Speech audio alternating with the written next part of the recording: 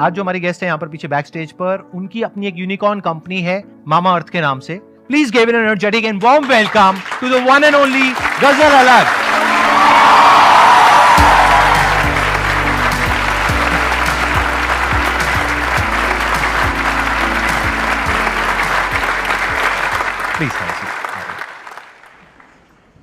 इस सेशन को हम दो पार्ट में डिवाइड करेंगे। पहले पार्ट में मैं इनसे समझने की कोशिश करूंगा कि इन्होंने क्या किया, किस तरीके से किया, इनसे कुछ क्वेश्चंस पूछूंगा। उसके बाद में जो हमारे पास में सेकंड हाफ होगा, तो उसमें आप लोगों के माइंड में जो भी क्वेश्चंस होंगे वो आप इनसे पूछ सकते हैं। आप थोड़ा सा बताएंगे अपनी जर्नी के बारे में कि आपने कैसे शुरू किया। मामा अर्थ एक्चुअली शुरू हुआ था जब मैंने अपने फर्स्ट बेबी को जन्म दिया था। दिस इज 2014 एंड उस टाइम पे मैं न्यूयॉर्क, एक्चुअली उससे पहले न्यूयॉर्क रह के आई थी। मैं वहाँ पे आर्ट एजुकेशन ले रही थी और उस समय वहाँ पे एक पूरी मूवमेंट चल रही थी जहाँ ये बहुत बड़े एक ब्रांड के प्रोडक्ट्स जो हैं शेल्फ से उठाए जा रहे थे, बिकॉज बोलने में आया था कि उनमें कैंसर कॉजिंग इंग्रेडिएंट्स होते हैं।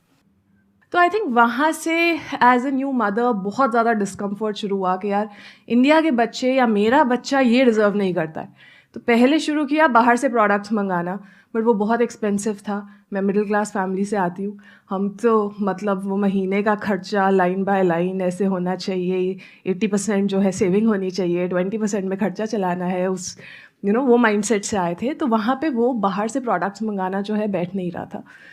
तो वहाँ पे पहले तो बहुत क्रिप किया, मतलब जैसे एक वाइफ अपने पति के पास जाके बोलती है कोई कुछ कर क्यों नहीं रहा है, इंडिया में ये प्रॉब्लम है, सॉल्व क्यों नहीं कर रहा है। और वहाँ से शुरुआत हुई थी मामा अर्थ की। दिसंबर 2016 में हमने ब्रांड लॉन्च किया था 6 बेबी केयर प्रोडक्ट्स के साथ। और उस टाइम हमारा विजन था कि ये ब्रांड सिर्फ बेबीज़ के लिए है, उतना ही रहेगा। कैटेगरी भी छोटी थी, बट हमें उस टाइम लगता था 100 करोड़ का ब्रांड बना लिया, मतलब we would have killed it, right. ये तो बहुत अच्छा कर लेंगे हम, उससे ज़्यादा तो एस्पिरेशन क्या हो सकती है। बट जैसे जैसे, क्योंकि हम कंज्यूमर्स की बात सुन रहे थे, उन्होंने ही हमें बोला कि सिर्फ बेबी क्यों, मम्मियों को भी तो चाहिए ये वाले प्रोडक्ट्स। बेबीज़ जो है मदर्स के इतने क्लोज रहते हैं। तो वहाँ से मदर्स के लिए प्रोडक्ट बनाने शुरू किए। फिर फादर्स डे पे कैंपेन उठाया किसी ने कि ये मामा अर्थ क्यों है, ये पापा अर्थ क्यों नहीं है।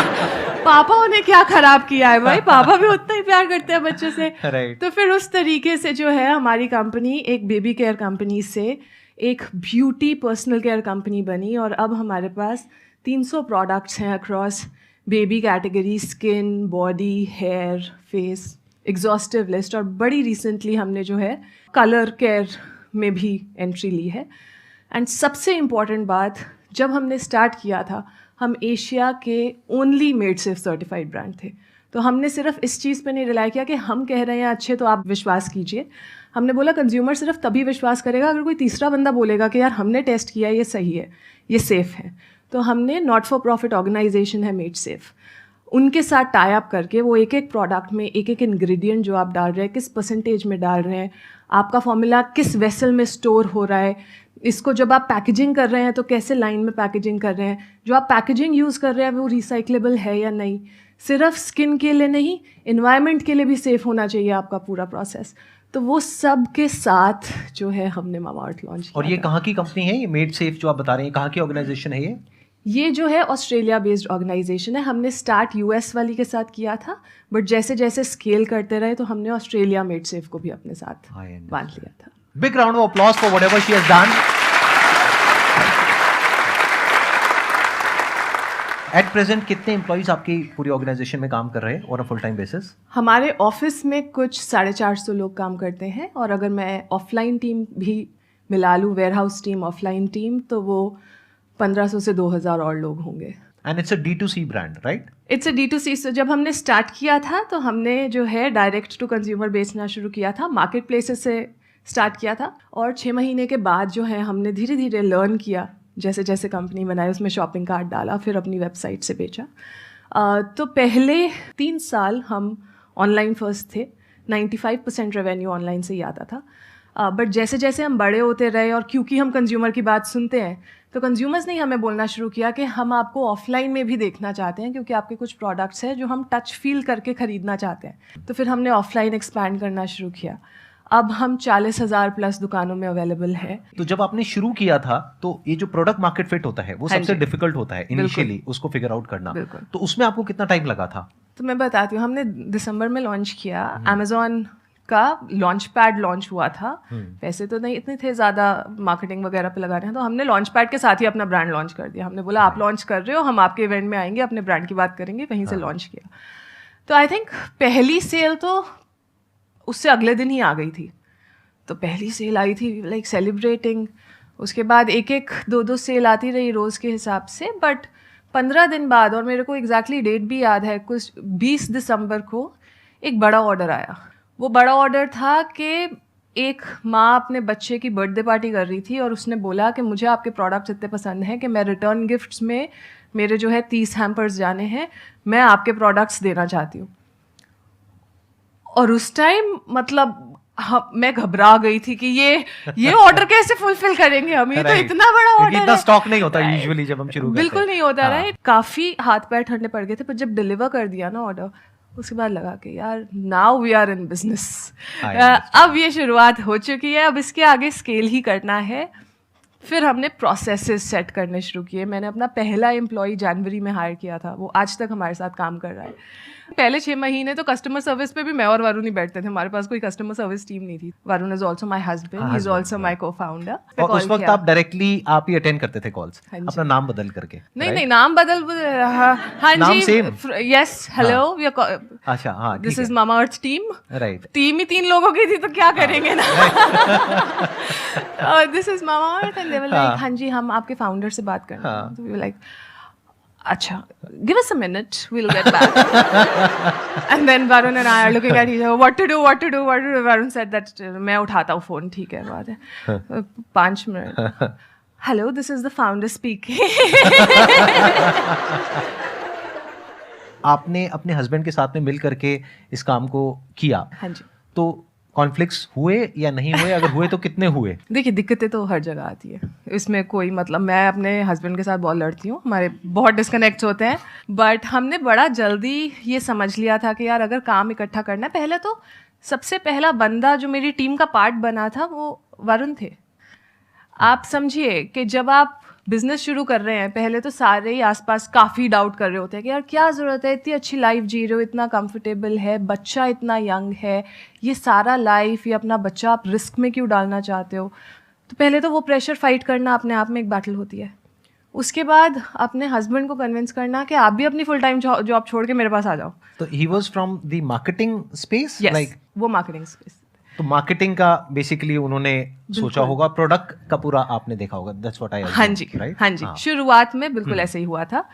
तो बट जब आप अपने हस्बैंड या वाइफ को कन्विंस कर रहे होते हो ना, तो आपके सामने वो शीशा रख देते हैं कि क्या बोल रहे हो, क्या सोच रहे हो, पर्सनली, प्रोफेशनली, ये सोचा है, ये चीज़ें।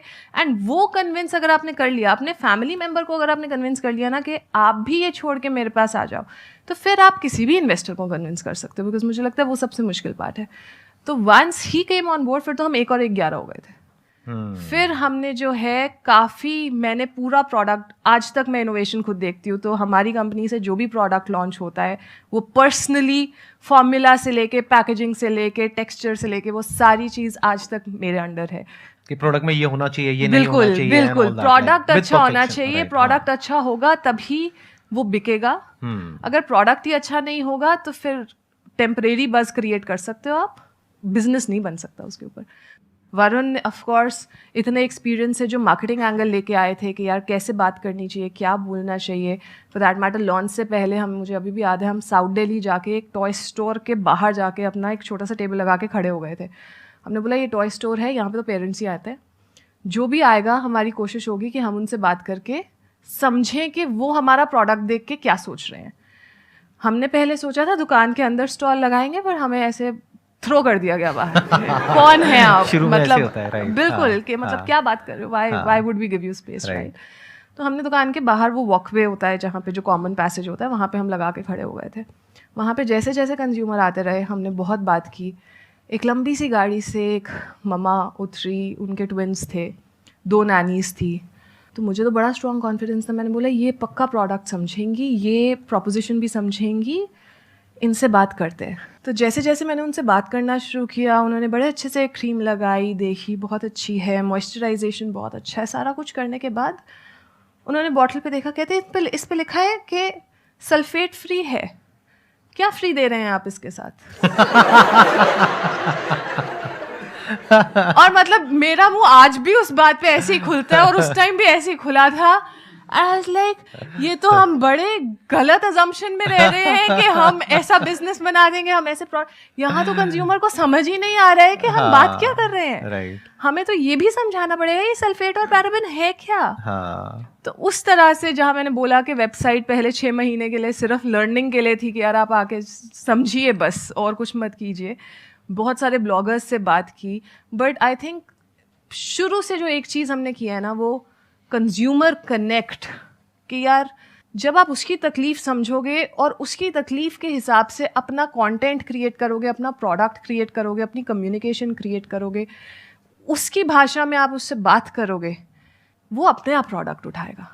वो बहुत ज़रूरी है। तो अब बताइए, अब आप लोगों के माइंड में कुछ क्वेश्चंस आ रहे होंगे जो आप इनसे पूछना चाहते हैं। अपने स्टैंड पॉइंट से मत पूछिएगा, जो भी इन्होंने बताया है उस स्टैंड पॉइंट से अगर आप कुछ पूछना चाहते हैं तो आप पूछ सकते हैं। मेरा क्वेश्चन है कि जैसे कि हम कोई बिजनेस स्टार्ट करते हैं तो उसके लिए हमें क्या चाहिए होता है? कम्युनिकेशन स्किल्स चाहिए होती है। तो आप मुझे ऐसा कुछ बताइए कि मैं जो अपना बिजनेस स्टार्ट करना चाहूँ तो मैं कैसे कर पाऊँ, कन्विंस स्किल को भी यूज़ करने के साथ साथ। देखिए, बिजनेस शुरू करने के लिए कम्युनिकेशन स्किल सबसे ज़रूरी स्किल नहीं है। बिजनेस शुरू करने में ना 2 चीज़ें कोर होती हैं, या तो वो कोई प्रॉब्लम सॉल्व करे या फिर वो किसी चीज़ को ज़्यादा कन्वीनियंट बना दे। जब इन दोनों बकेट्स में आपका आइडिया रहेगा ना, तो आधा काम तो वहीं पे हो जाता है। उसके बाद आता है बिजनेस को एग्जीक्यूट करना, जहाँ पे सबसे बड़ा फोकस आपका प्रोडक्ट पे होना चाहिए। चाहे वो प्रोडक्ट फिजिकल फॉर्म में हो, चाहे आप कोई सॉफ्टवेयर बना रहे हो, चाहे आप फाइनेंस में कोई प्रोडक्ट बना रहे हो जो आप बेचना चाहते हो, वो डिपेंड करता है। बट प्रोडक्ट ऐसा होना चाहिए कि आप जिसको बेचना चाहते हो उसको वो बात समझ में आ जाए, राइट? फॉर एग्जाम्पल, अगर मैंने ब्यूटी में उस टाइम पे कोई प्रोडक्ट करना था, बहुत सारे बड़े ब्रांड से कितने सालों से यूज़ करते हुए आ रहे थे लोग, अब उनको सडनली बोलना कि मैं एक नया ब्रांड हूँ, आप मुझे खरीदिए, बहुत मुश्किल था। तो मैंने वहाँ पे प्रॉब्लम समझी। प्रॉब्लम ये थी कि यार सर्टिफाइड सेफ प्रोडक्ट कोई भी नहीं था। उसमें प्रॉब्लम सॉल्व मैंने कैसे की कि यार जहाँ आप बड़े ब्रांड यूज़ करते हो बहुत महंगे होते हो, मैंने आपको जितने में आप अभी ब्रांड खरीद रहे हो उससे आप 15% एक्स्ट्रा दो, आपको ये इतने सारे बेनिफिट्स मिलेंगे इस प्रोडक्ट से। वहाँ से मैंने कंज्यूमर अट्रैक्ट करना शुरू किया।